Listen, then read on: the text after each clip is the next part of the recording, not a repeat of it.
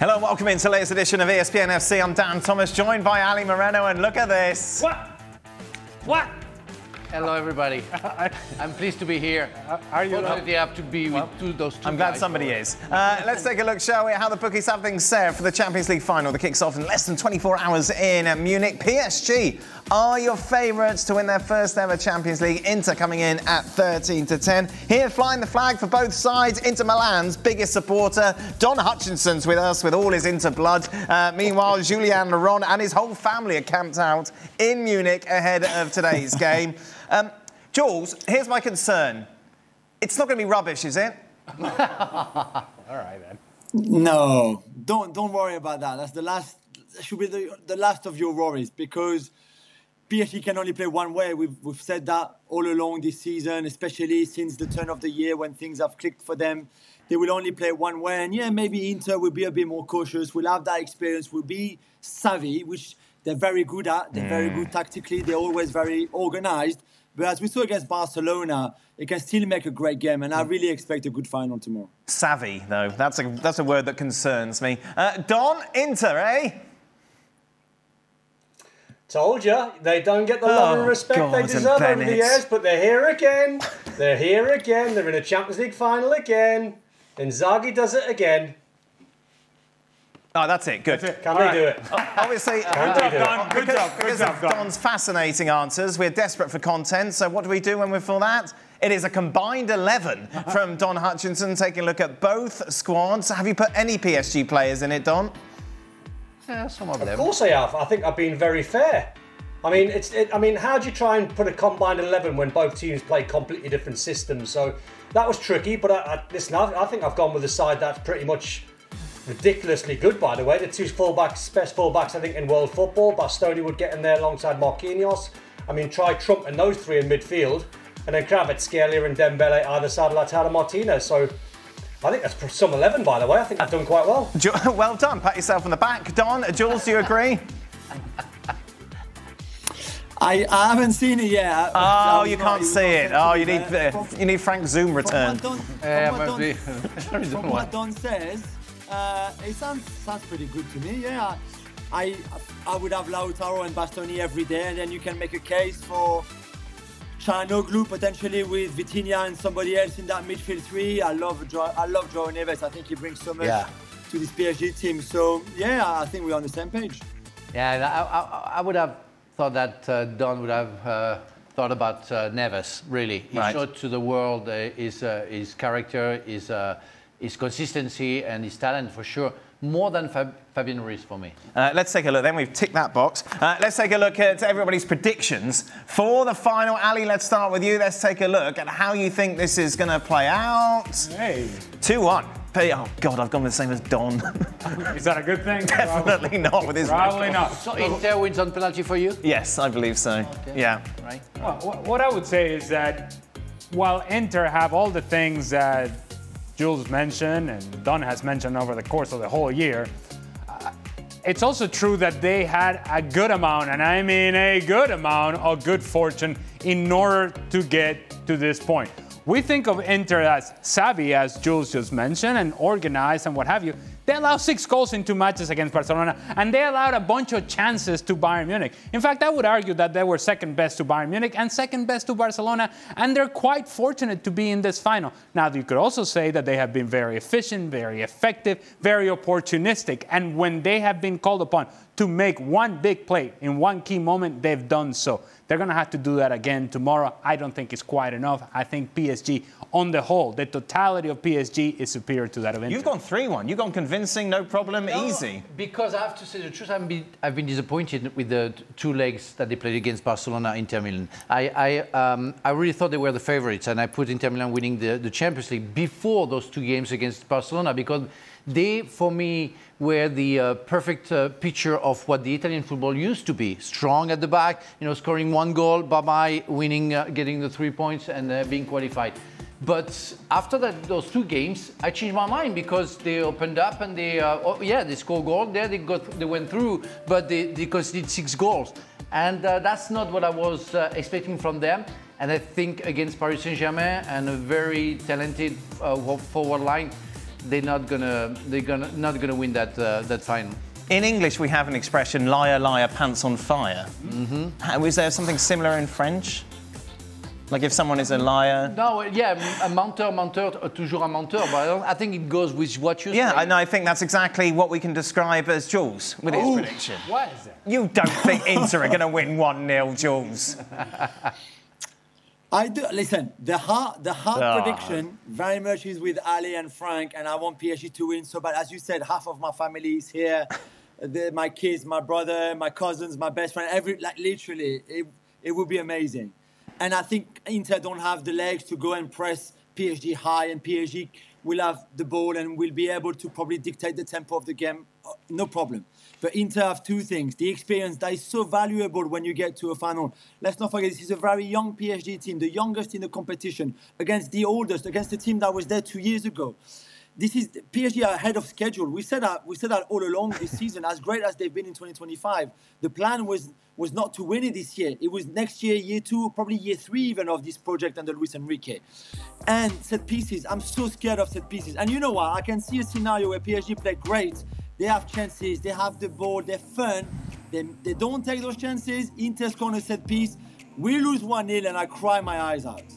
Yeah, but the thing is, what do you do, Jules, with the curse of losing the first final and winning straight after? Yeah, it's what happens. I don't know the record for Inter, but it's going to work for Paris Saint-Germain. As a former professional, Frank, yeah, how much of a difference does that make? That Inter, only 2 years ago, were in a final as the losing side. How much does that provide motivation? How much is there a bit of a hangover? Does it have any effect? I think it puts and brings more pressure to Inter's players. Right. Where we can't lose twice in a row and we have to win it. But it goes the same for Paris Saint-Germain. The last final they lost it, but that was their first final. And it's always like that. Chelsea have been through that, and so many other clubs have been through that.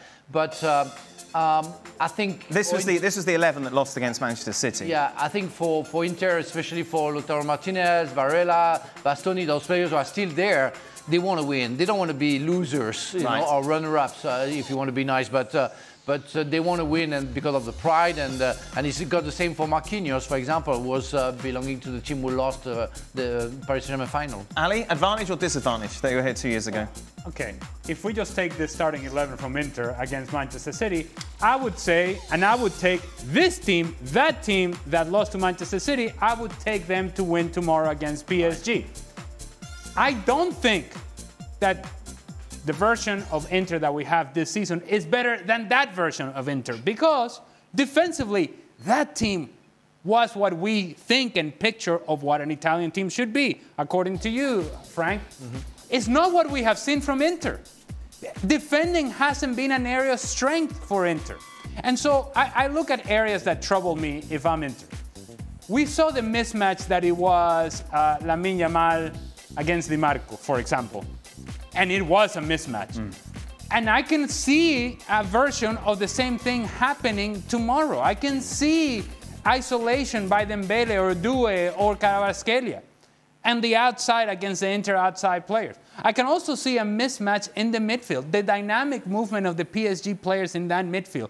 If they get going, Vitinha, Neves, Fabian Ruiz, they have the legs and they have the quality on the ball to get around Çalhanoğlu and to get around Mkhitaryan, to get around Barella.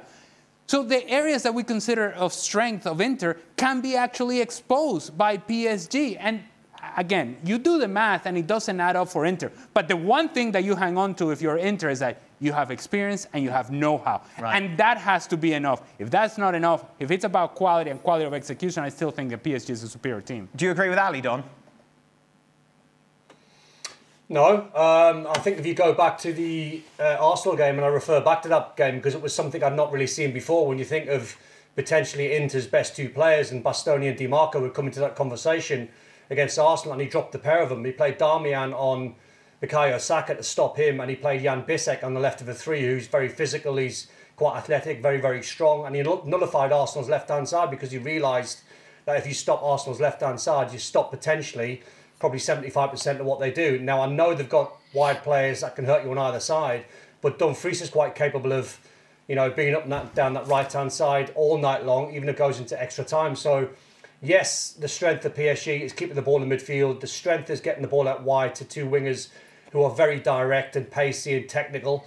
But at the same time, I think Inzaghi's men don't mind suffering. They're not a defensive side, far from it. To Jules' point, he made a good point, of the oldest side in the competition, just under 30, so they've got loads of experience. So I think you look at a game, that's why I've gone for a 1-1 and Inter win on penalties. I think you look at a cagey game. I think you look at a very tactical game. It'll be nothing like the Barca game. It'll be nothing like the 4-3 game. It will not be end-to-end. I think Inter will try and manage it. Ballon d'Or people are looking at Nations League, Jules. There are lots of things at stake for Dembélé and for the rest of the players. In France, you know, and Dembélé said that on the show in France today, Sunday, sorry, where with Kylian Mbappé and Marcus Thuram, they talk a lot about the Champions League, and they say they want to get that cup, and they want to get the Ballon d'Or as well. So it's a big competition within the national team of France, and they want to reach that. But Dembélé knows this season is his season, and the consistency that he has shown so far can be paid off because of that Champions League final. If they win, if he scores one goal, yeah, as Jules said, he's going to get the Ballon d'Or, which we know that's very important in your career. But he's going to get everything that he's looking for. Jules, where's Gab? Is he on? Which bed has he got?